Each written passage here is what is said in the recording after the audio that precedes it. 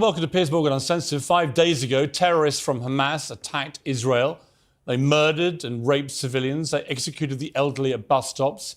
They took babies and Holocaust survivors as hostages. And they massacred young people at a festival. They may, it emerged last night, have even beheaded babies in one village. More than 1,200 Israelis are now believed to have died. And this brutal attack has dragged Israel into war. Israel had every right to respond with force, as it's done. The death toll in Gaza is now more than 1,000, and many more will die. Many of those will be completely innocent people, like those who died in the Hamas attacks. Like almost everyone, I've been shocked and sickened by the stories and videos emerging from the attack. I've also been stunned by the moral cowardice of those who celebrated terror as resistance and brutality as politics. I've called out the people who've conflated a terror attack with a geopolitical debate, and I've spoken to fair-minded people on both sides of that debate. I've done all this as a journalist and a human being, but with no personal skin in the game.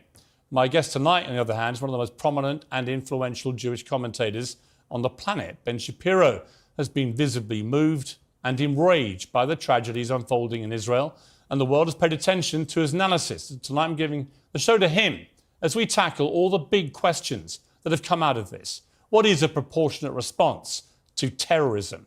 Should the United States be more involved? How do we move forward if everyone involved sees the other side as an oppressor or a savage? And my Daily Wire's Ben Shapiro joins me now. Ben, great to have you on the programme. I wish it was under different circumstances. I want to ask you, first of all, where were you when you first heard about these attacks? So I'd been in Israel for several weeks, and we had just gotten home to the United States on Friday morning. Friday night, obviously, is Sabbath for Orthodox Jews. And it also happened to be one of the biggest celebratory days of the year. Shmini Atzeret Simchat Torah was a 2-day, what we call a Yom Tov, which means no electricity. Really, you can't use your phone, you can't use your computer. My security team showed up at synagogue on Saturday morning and started informing me of what had happened. And then news was kind of bleeding throughout the day. There were various sources, maids who were leaving TVs on, for example, or my security team informing me throughout the weekend of what exactly was happening because of the serious security concerns that arise for Jews all over the planet when there's mass terror attack in Israel or anywhere else.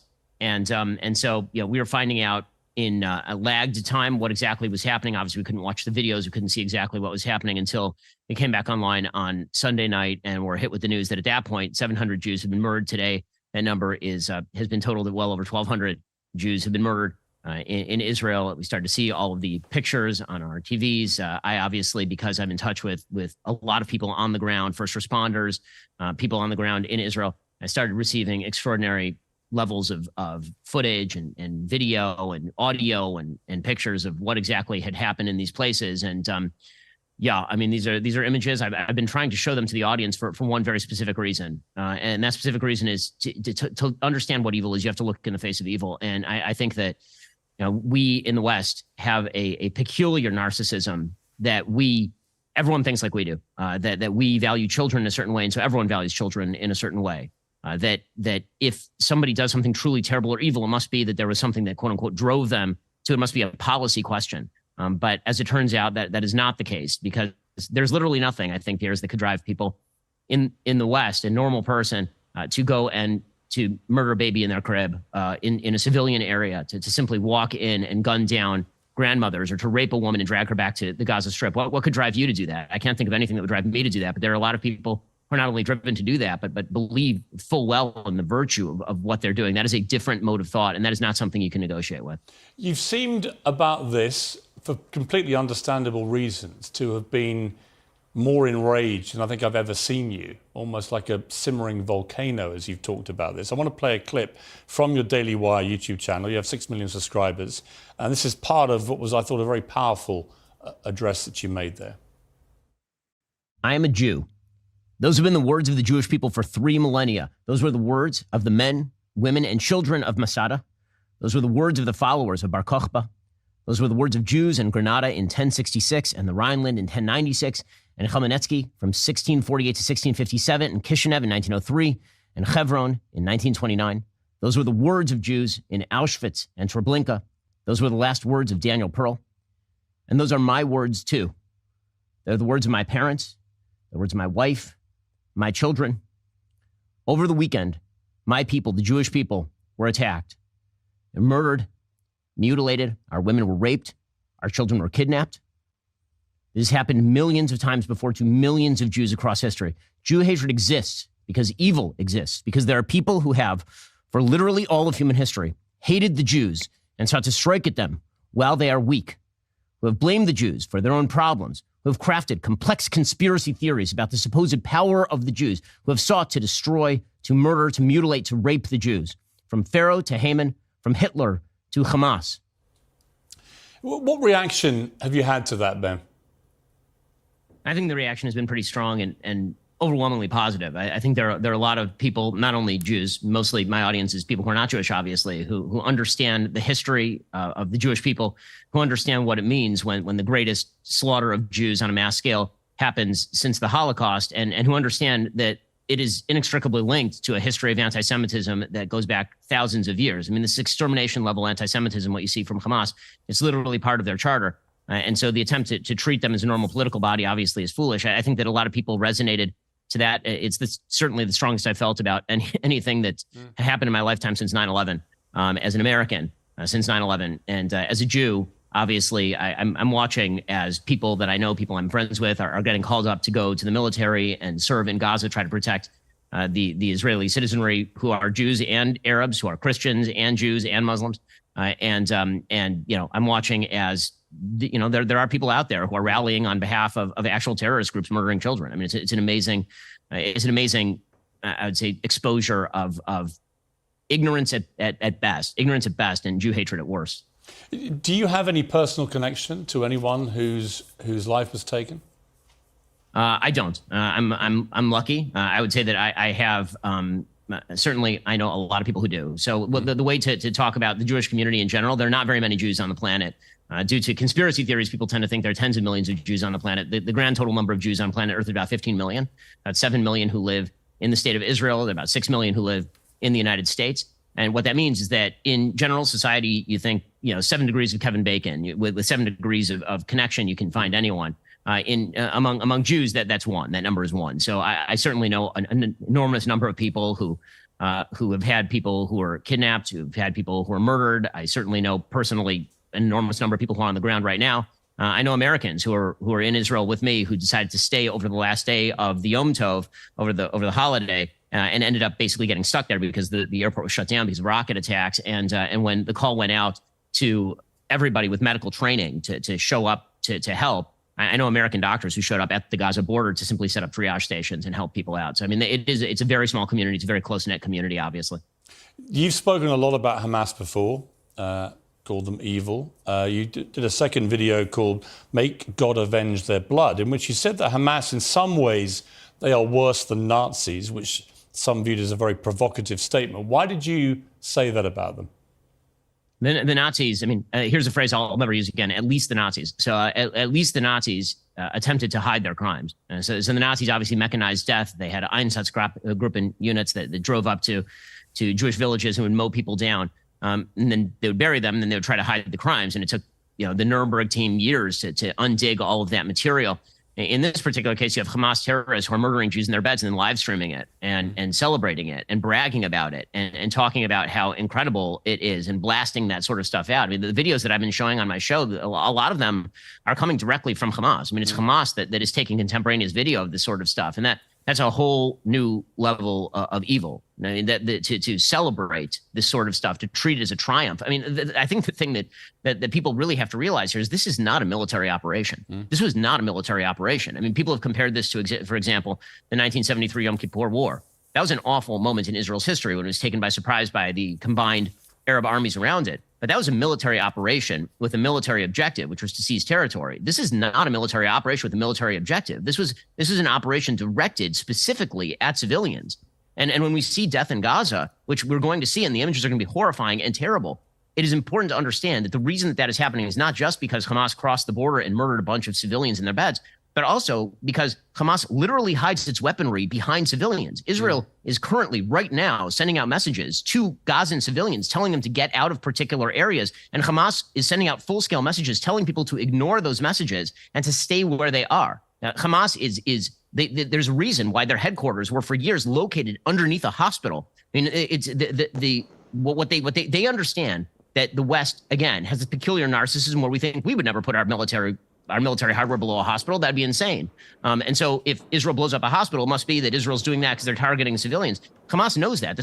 That's why they're doing it. That's why they're doing it. They literally hide their rocket launchers behind apartment buildings in the hope that Israel will strike back and have to kill civilians in the process. Israel cares significantly more about civilian casualties in Gaza than Hamas ever has. There have been so many horrendous images and videos. The poor girl from the music festival taken away on the motorbike was just bone-chilling to watch. I saw something on CNN yesterday with Jake Tapper where he's interviewing the relative of his grandmother, who was murdered, and Hamas posted the video of her being murdered onto her Facebook page so her family would watch it. I mean, when you hear that, it's sort of unconscionable. It's kind of beyond depravity. This is inhumanity. I mean, Piers, you're in the business of words and I'm in the business of words. And I've found myself repeatedly over the last few days unable to find words to describe the kind of thing that we're seeing. And again, we stretch, I think, in the West, and I stretch as an American. I think we all stretch to try and find, what would drive somebody to do something like this. And the answer sometimes is that they're I don't know how to say this otherwise. They are not like you. Hamas is not like you. They don't think like you. They don't have the same priorities as you. They don't have the same values as you. And that means that any attempt to buy them off is bound to fail. And this is inextricably intertwined with the history. I mean, the fact is, Israel turned over the Gaza Strip in 2005. There were no Jews living in the Gaza Strip since 2005. The areas that were attacked in this particular terrorist attack are not areas that are in the so-called settlements, the Shtachim, in Judea, Samaria, what's called the West Bank. That's not the area that was attacked. The area that was attacked has been sovereign Israeli territory since 1947-48. And that territory was attacked from across a border that is entirely controlled by Hamas, which has utilized pretty much every dollar that has flooded into that region over the course of 20 years from America, from Europe, taxpayer dollars that have been used to build up these terror capabilities.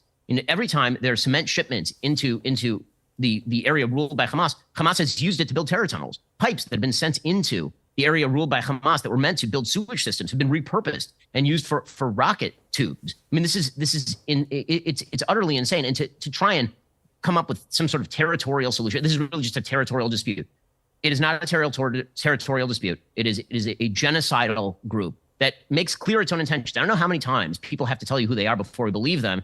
The reason that I've been saying that Hamas is genocidal for literally my entire career is because they say in their own founding documents that they are genocidal. It's not as though they're attempting to avoid culpability or responsibility for this. They are saying it out loud. They're begging you to take them seriously. Well, they're also terrorists. I mean, let's just be crystal clear. This is an act of terrorism that we saw at the weekend, the worst since 9/11, one of the worst terror attacks in modern history. And yet you have mainstream media, the BBC in Britain, refusing to describe Hamas as terrorists. They call them militants. Even John Simpson, one of their senior foreign correspondents and editors, said it's not a journalist's role to call groups like Hamas terrorists. He says calling someone a terrorist means you're taking sides and ceasing to treat the situation with due impartiality.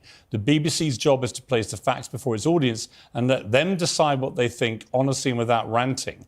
That's why in Britain and throughout the world, nearly 500 million watch, listen to, and read us. There's always someone who'd like us to rant. Sorry, it's not what we do, but I don't think it's about ranting to describe acts of terror as being committed by terrorists. And the New York Times apparently today actually changed the wording of a story they put online and changed the word Hamas terrorists to Hamas gunmen, as if they're almost terrified, literally, I mean, how ironic, of using the word terrorist. But what is it about mainstream media, two huge examples of it, New York Times and the BBC, that they won't just call this what it is?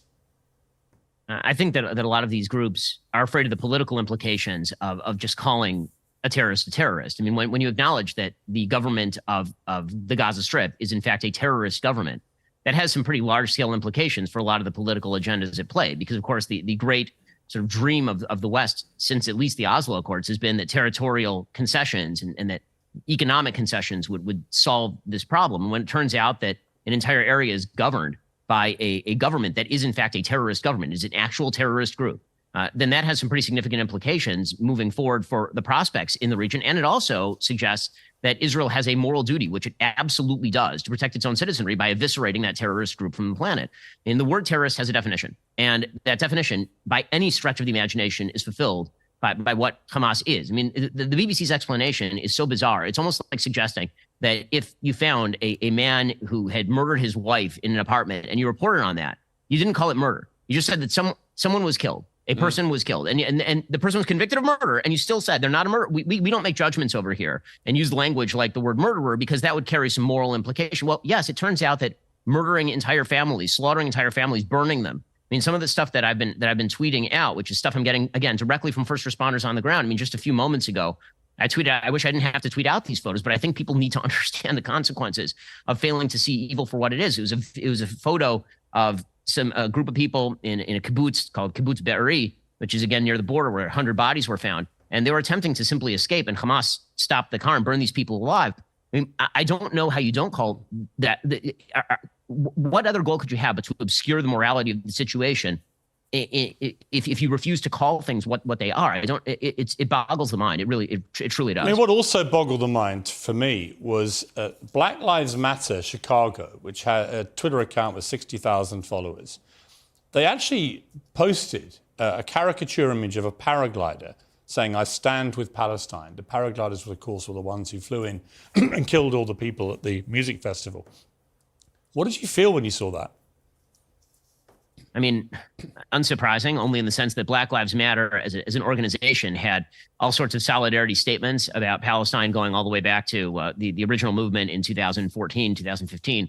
But seeing them actively take up the imagery of an actual terrorist attack, that's what that is. Palestinians are not famous for their hang gliding. I mean, the only reason why that is the image is because literal terrorists use paragliders in order to murder civilians at an electronic dance music festival, by the way, attended mostly by people of the political left. I mean, those are not right-wing Israelis who are dancing at an EDM festival on a Saturday. That's not the way that works. It's only astonishing in either the moral blindness or the anti-Semitism. And at a certain point, the moral blindness becomes the anti-Semitism, because when you are celebrating active Jew murder and you are saying that that's solidarity, that's a pretty incredible thing. I'd also like to point out here that the argument in favor of Palestinian self-determination did not need to be threatened by any of these people. All they could have said is, Hamas does not represent Palestinians. This does not have any implications for Palestinian self-determination. Hamas is a terrorist group, and they ought to be eviscerated, and they ought to be replaced by a better government that could make peace. Like, none of this is particularly hard. The fact that they're lumping together Hamas with the Palestinian cause says an awful lot, and it doesn't say anything good. In one of the videos, you say the only solution is for Israel to annex the Gaza Strip and kill enough sons of bitches to make sure this isn't a problem again. You say anyone who calls for a ceasefire is a terrorist sympathizer under these circumstances. And that got a lot of pushback. I guess this comes to the point of appropriate response. How far do you go? How do you isolate genuine Hamas from perhaps completely innocent Palestinians in Gaza, of which there will be many? One person called you a genocidal warmonger for that rhetoric. And there's a person called Mohammed Hijab in a video called in responding to Ben Shapiro on Israel. He says this. First and foremost, I'll say, yes, we condemn any woman, child, or whatever it may be that's being killed who's Jewish and who's not a non-combatant. But why is it the case, Ben? Why is it the case that none of your colleagues or you have been able to offer one single condolence, one single condemnation, one single word of sympathy for any of the Gazans that have been killed? Don't try and smear us. Don't try and slander us. Don't try and attack. Don't try and produce red herrings. And I think you're an ass, a jackass. And we're not talking about Hamas. We're talking about children here. We're talking about women here. We're talking about elderly people. You make me sick. You make me sick. What's your response to that, Ben? I mean, that will be, I'm sure, a reaction you've heard from a lot of people. What do you feel about that? I mean, my obvious response is, of course, I feel horrible for the people who are being held by Hamas in a state of tyranny for the past 15 years. Hamas was the elected government in Gaza in 2006. There hasn't been an election since then. All the people who are today ranting, as you heard Mohammed Hijab doing right there, I don't hear them talking about liberating Gaza from Hamas, which is the greatest threat to the way of life of Gazans on planet Earth. Again, I have nothing but sympathy for Hamas, for the people that Hamas is governing, or the people that Hamas is exploiting, really. I have nothing but sympathy for civilians there. Israel has to defend itself. I don't understand exactly what the expectation would be here. Is the expectation that because Hamas uses human shields, that Israel therefore has to go home and wait to have its people murdered again? Israel tried it the way that Mohammed Hijab and others would like. Israel literally pulled, in 2005, they literally pulled thousands of Jews out of the Gaza Strip. It was called the disengagement, and it was massively unpopular in wide swaths of Israel. They pulled out, they built a wall, and they basically said, go ahead and govern yourselves. And this is the result of that. You think Israel, you think anyone in Israel, no one in Israel wants to reoccupy the Gaza Strip. No one. That's why Israel has been studiously avoiding reoccupying the Gaza Strip since 2006, despite the fact that they have been living underground in large parts of Israel for weeks at a time because of rocket attacks that have been fired on a regular basis from the Gaza Strip into major cities. But let me ask you this, Ben. Ashkelon. In Gaza, you have 2 million people, many of whom are young people. Pretty hopeless conditions to live in. I think people would agree with that. Not much chance of getting out of there. They live in very densely populated areas. We know from in the last 24 hours that Israel controls water, controls energy, power going in there. Many would see that that is a control that Israel shouldn't have if you want to afford equal rights to people living in Gaza.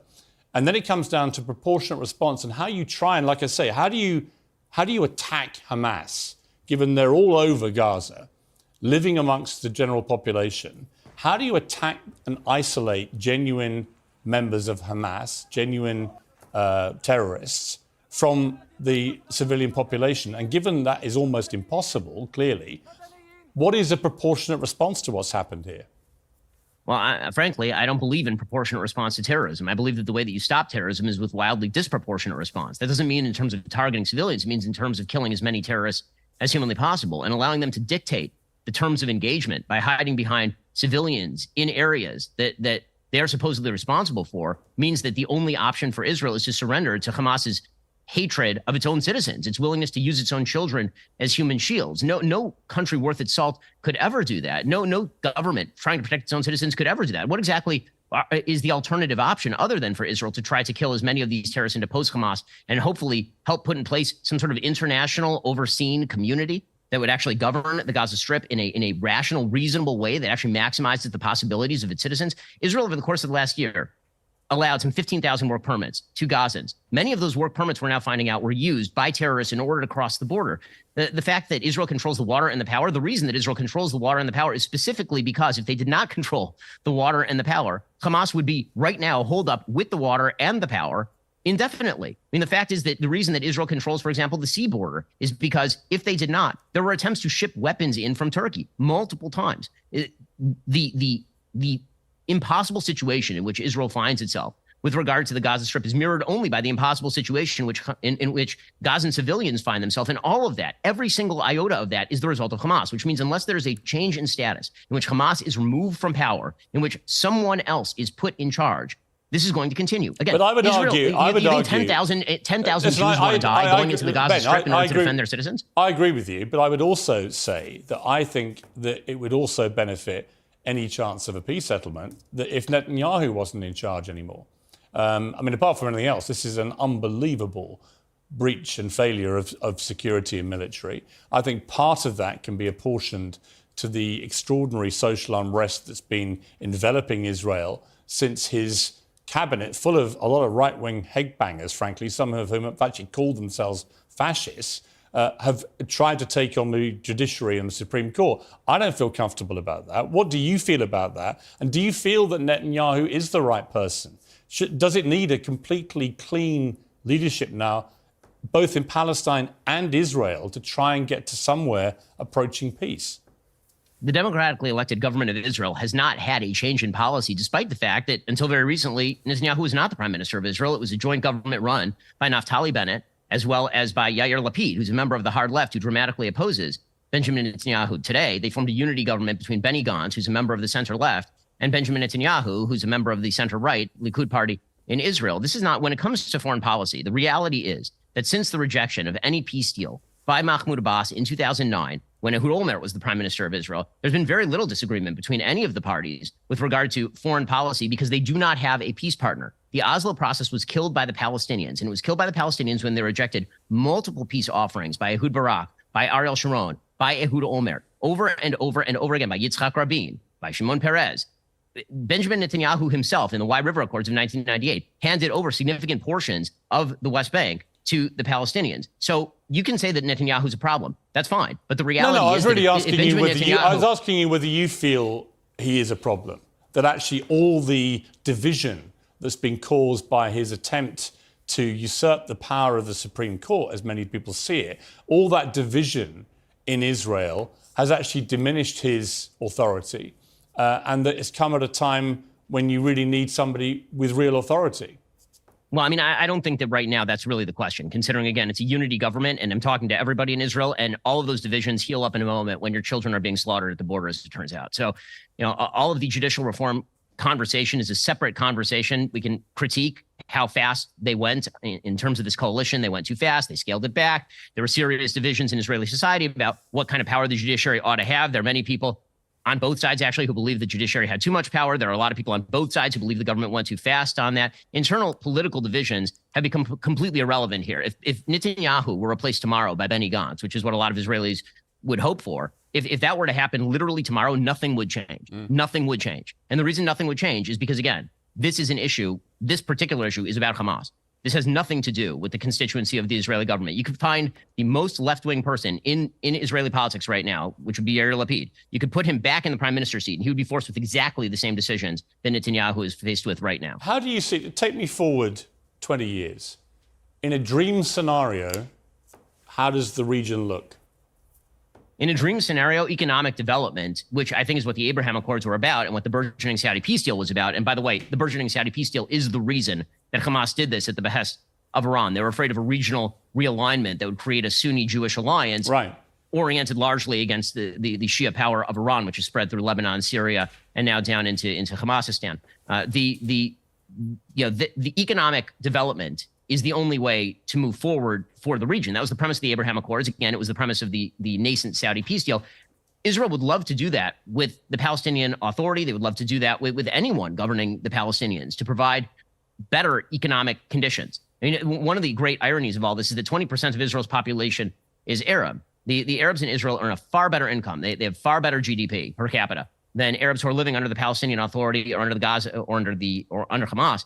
And when you take polls of Israeli Arabs, many of whom are not particularly fond of the state of Israel, almost zero of them wish to actually relocate to any of these areas because economic development is economic development. The way out of this is that, but in order for that to happen, the people on the other side of the table have to actually agree that economic development is a worthwhile thing, is an end goal. And this goes back to the original point that I was making, is that we in the West, we believe that economic development worthwhile, that what we are all seeking is the same sort of peaceful, decent life where we leave each other alone and get to live our lives. I think that we all agree on that. But there's a group of people who absolutely do not agree with that, and they don't care about the level of economic development. They would rather live. I mean, Hamas would rather that its own citizens live in poverty and penury and orient themselves against the extermination of the Jews than that economic development even be allowed to take place. I mean, I know everyone in the Israeli government, I promise you, everyone in the Israeli government, right to left, would love nothing better than economic development of the people surrounding them so they don't have to send their sons and daughters to go fight and die in Gaza.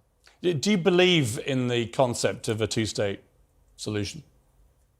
I mean, if there were a party on the other side to negotiate with, and if the possibility of a two-state solution was real, sure. I mean, but the question is, how realistic is that? Negotiations cannot be the cure-all. You have to have a partner on the other side of the table. The entire premise of the Oslo Accords is that you could take an actual terrorist by the name of Yasser Arafat. You could negotiate with him. You could make a deal with him, and this would magically cure the situation.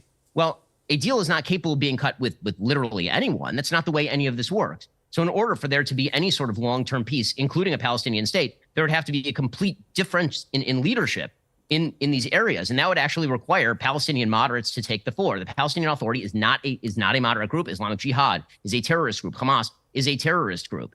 And until that changes, nothing's going to change. And by the way, there is the possibility of that change. If you had told me 10 years ago that there would be Saudi-Israeli normalization on the table, I would have laughed in your face. If you told me that Israel would have been able to cut peace deals with the UAE and with Morocco, I would have scoffed. And I think everyone would have scoffed. So there is that possibility. But again, I would also, you cannot make peace with a side that wants to murder you. That is not a possibility. Well, on that point, all I would say to that is I'm an Irish Catholic, and we had the troubles in Northern Ireland. Different circumstances. I'm not going to try and equate the two. But there you had people on both sides trying to kill each other. You had the IRA trying to kill civilians indiscriminately to make their political points.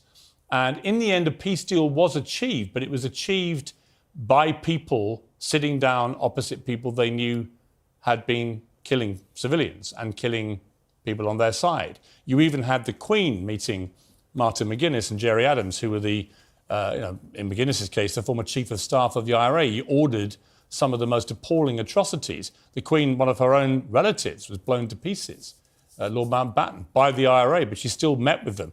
I was actually at number 10 Downing Street when Tony Blair met McGuinness and Adams on the steps for the first time in 70 years as the members of Sinn Féin, and shook their hands. I was next in to see him in his office, and it was an extraordinary moment to watch. And it was a moment many people thought would never happen. Do you see any parallel there in terms of what could be achieved with Israel and Palestine? Only if the leadership changes. Only if the leadership changes on the Palestinian side. That is the only way that happens. And again, the difference here is that the IRA had territorial ambitions. Hamas does not have territorial ambitions. They have genocidal ambitions. The Palestinian Authority has been offered multiple deals over multiple decades, and they've rejected, without counteroffers, virtually every deal they have ever been offered. Islamic Jihad is a terrorist group. Again, if the IRA was dedicated to the complete slaughter and eradication of every non-Irish Britisher in the UK, that would be the equivalent of Hamas. And that would not be a negotiating position because, again, could there be successful negotiations? It depends on the partner. Right. I mean, the example that you're using is the best example of sides that are incredibly far apart coming together. But here we are talking about one side that, simple premise, if Israel put down all of its guns tomorrow, every Jew in the region would be slaughtered. If Hamas put down all of its guns tomorrow, Israel would leave the Gaza Strip alone. It is that simple. Let me ask you got into a Twitter spat with Andrew Tate yesterday. He's a converted Muslim. He'd been doing a lot of supportive tweets for the Palestinians. And he tweeted at you at one stage, "Mr. Tough Guy, let me assure you, as someone who's done his own fighting as opposed to excitedly encouraging others to do it for him while sitting at home on a comfy chair, peace is always worth a conversation." What was that spat about? Why did you engage with him? What do you feel about that? Well, what I feel about that is that he was tweeting that immediately, like as terrorists were still running around in southern Israel. That was on October 10th. And he was still tweeting while the bodies were fresh and warm in the streets.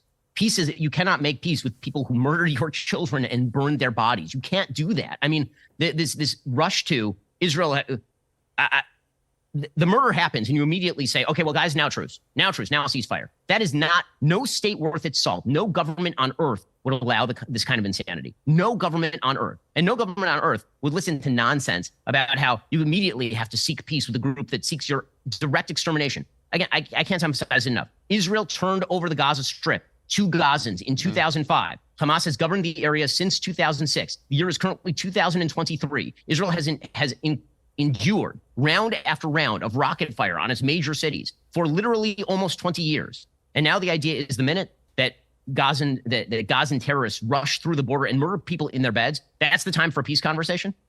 That's the time for a peace conversation. By the way, and I'm not going to be lectured on morality and toughness by Andrew Tate, whose great idea of toughness and morality is pimping women and then bragging about it on air and trying to quasi-walk it back while simultaneously maintaining many of the same positions and flexing his biceps. I mean, he's got a huge following, as you know, especially online. Is it dangerous? Is it reckless that he's able to tweet from house arrest still, of course, in Romania, that he can tweet on something like this and have the kind of influence that he has? Listen, everyone should be able to tweet whatever it is that they want. I'm all for an open discourse, even with people who I think are dead wrong on a lot of these issues. But Andrew Tate is dead wrong on a lot of these issues. And the particularly ridiculous posturing about being you're very tough when you want people to make peace with terrorists who just murdered their children. Very, very tough. You mentioned Iran earlier. President Biden yesterday came out, 10-minute speech, sounded very tough and very supportive of Israel, but never once mentioned Iran. Was that a failure by him, or are they waiting to establish concrete evidence of Iran's involvement? So I think there's a good reason he could have done that and a bad reason that he could have done that. And the bad reason is pretty obvious, which is that the United States has unfrozen $6 billion in assets to flood into Iran in return for hostages. That money is fungible, and there's every possibility that money flowing into Iran since the weakening of sanctions has contributed to Iran's spread of terror. That is not only a possibility, that's a probability, and everyone knows it. So if you avoid mentioning Iran, then presumably it avoids blowback. That is the bad reason. The good reason might be that the United States wants to take down the temperature in the region. So right now, geopolitically, this is a contained conflict. This is Israel versus Hamas in the Gaza Strip, and everyone of good heart on every side should hope that it remains that way. If Hezbollah, which is on Israel's northern border and is an Iranian client, Hezbollah is a massive and significantly more powerful than Hamas terrorist group that exists and has say in the government of Lebanon. Again, Israel is surrounded on a lot of sides by terrorist groups that masquerade as government. Hezbollah has about 150,000 much more sophisticated rockets than Hamas pointed at northern Israel. Everyone understands that if Hezbollah, which would only do this at the behest of Iran, if Hezbollah were to get in, Israel would then be stretched militarily to the point where they would not have any choice but to go full force. And what that means is that all of the talk right now about the supposed disproportionate force that Israel is using in the Gaza Strip, talk with which I wildly disagree, that will all go out the window, because once you are stretched to the point of extermination, all bets are off, and the Israeli Air Force will have to be unleashed on the southern border of Lebanon. At that point, you would have to imagine that Bashar Assad in Syria starts to get active, Iran starts to get active. So one of the things that the possible good reason why he didn't mention Iran is because he's attempting to keep Iran out of the war. That basically the idea would be, he did say in the speech that any other group that wants to get in, don't. America, to its great credit, to our great credit, we've stationed a battle carrier, an aircraft carrier outside of Lebanon in the Mediterranean, and basically said to Hezbollah that they should not get in.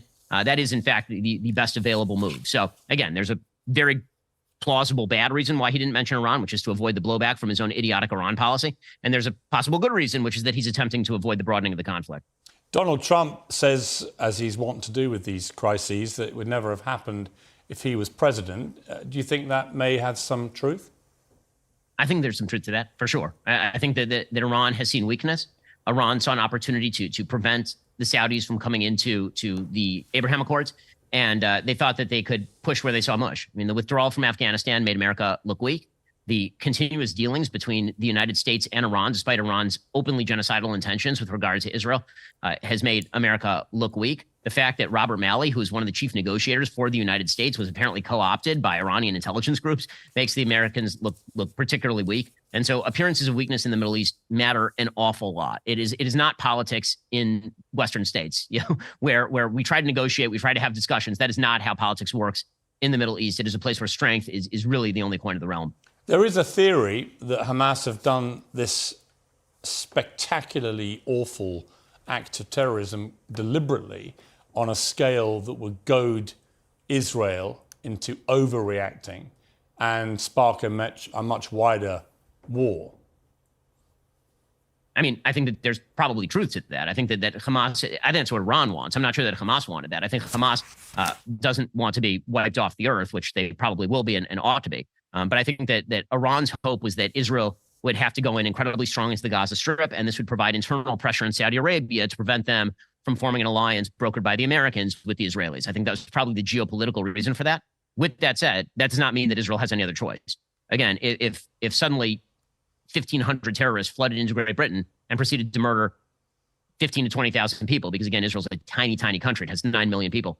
If those numbers were made proportionate, if tens of thousands of people were slaughtered in Britain by a group of terrorists, I doubt that there would be a lot of British citizens who are sitting around worrying about proportionality or worrying about the geopolitical consequences of protecting their own citizenry. There is an interesting contradiction, I would argue, that a lot of conservatives in America, a lot of Republicans have, including a number of presidential candidates from Ron DeSantis to Trump and others, they have signaled that they would want to severely curtail, if not stop altogether, support for Ukraine, and yet Ukraine was invaded by Russia. A lot of people slaughtered, continue to be slaughtered. Is there not a contradiction there, that these Republicans would be full square behind Israel when it happens to them, but not full square behind Ukraine? I mean, yes, there's a contradiction. It depends on sort of what is being said about Ukraine, and it runs the gamut. And some of the candidates that you've talked about have talked about ending aid completely to Ukraine. Some have talked about continuing aid to Ukraine, and pursuing some sort of deal with the Russians that allows them to keep part of the Donbass and Crimea, which I think is a completely different story and is an actual off ramp. But yes, anybody who is sympathetic to Russia in the Russia-Ukraine conflict, and then is sympathetic to Israel in this current conflict, that is a bizarre position to take. And again, I think that they're serious.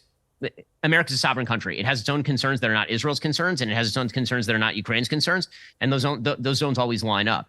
But when it comes to a possible contradiction between a completely isolationist position on Ukraine and an interventionist position or a supportive position on Israel, of course, those things could clearly be in conflict. In my own position, by the way, for what it's worth, since as you know, Piers, I do this for a living, my own position on Ukraine has been that the United States should continue to supply Ukraine with the support necessary in order to preserve its government and to preserve its territory. And meanwhile, there need to be serious talks about what exactly an off-ramp looks like in Ukraine, because virtually no one has spelled out exactly what that looks like. And virtually no one believes at this point that Ukraine is going to be able to completely take back both the Donbass and the Crimea region. That is not it's very complicated. Having been to Ukraine and interviewed President Zelensky and met a lot of people there, and that was quite a while ago, there was an unbelievably steely resolve, and I would say the same resolve that Israel has about ceding any land now to the Palestinians. It's like they just don't want to give an inch of land away to the Russians.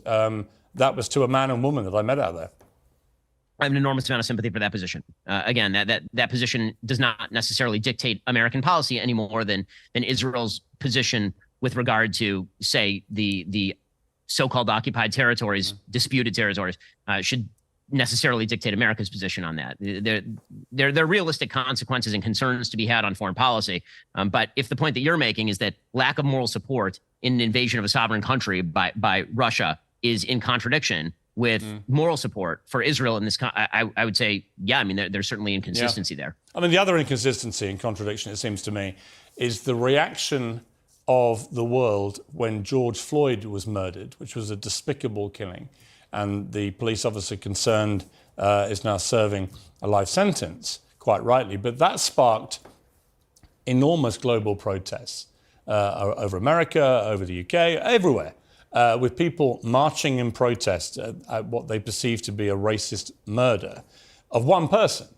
And yet the reaction within hours of what happened here, where, as we knew at the time, nearly 1,000 people in Israel had been murdered, some in the most utterly horrific circumstances.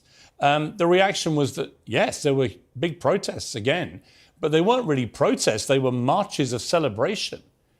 In America, in the UK, they marched down my local high street, celebrating what had happened, pro-Palestinian marches.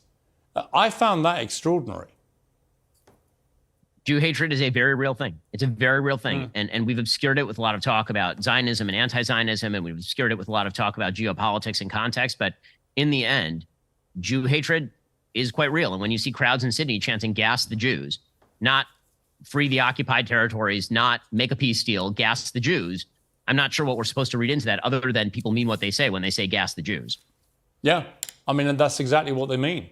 I mean, this is Nazi language. I mean, but as you say, the difference between this and the Nazis tried to keep the secret, whereas this is all in plain sight. I mean, the idea of people doing this in cities like Sydney and London and New York, it's actually terrifying. And I say that again, I'm an Irish Catholic, I'm not Jewish. I feel terrified for Jewish people. Like you say, there's only 15 million Jewish people in the world. It must be, when this kind of thing happens in such an indiscriminate manner, it must be genuinely terrifying for people. For sure. And obviously when you see marches of support, the question is always asked, how could the Holocaust have happened? And the answer is this way, when people are actively in favor of Jews being murdered simply for being Jews. And again, it's easy. People have an amazing ability to justify whatever it is that they're thinking or feeling at a given time. But if you can find a way to justify yourself out of the murder of babies in their cribs, I have a hard time figuring that it's anything other than Jew hatred. And so if, as a Jew, as a person who, is very strongly Jewish, I'm very active in my Jewish community, as a person with 4 kids and a wife and parents and sisters and all of this, obviously Jews feel like they are at risk everywhere because of this sort of activity. And I will say there's an amazing double standard when it comes to anti-Semitism and its treatment in the media. The way that it seems to work in the media these days is if somebody politically says something about George Soros, then they will be labeled a Nazi. And if somebody actually says I am a Nazi, then they will say, well, there's probably some sort of justification over territorial disputes. Yeah. I want to end, Ben, on one positive note, and it's a montage we have of support for the Jewish people and for Israel. Let's take a look.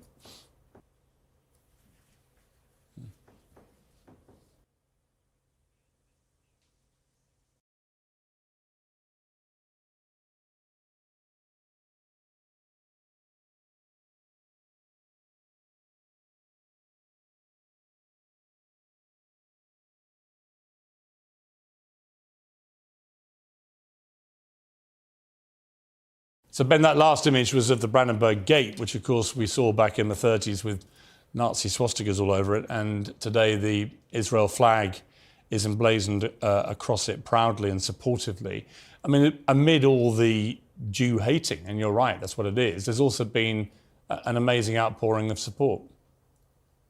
And that is incredible. And we who are Jews obviously appreciate that. And I would just like to say at the very end here that must be translated into allowing Israel to do what must be done to protect her own citizenry, because goodwill only goes so far as the actual protection of human lives. And if the Jews were to rely on the goodwill of the world over the course of history, it would have gone very poorly for them. That's why the state of Israel exists. It exists so that never again is never again. And in order for that to be a reality, the IDF, the state of Israel, has to be able to defend itself, has to be able to defend its citizenry and protect them from the kind of slaughter and savagery that we saw over the weekend. Ben Shapiro, thank you very much indeed for your time today. I appreciate it. Thank you.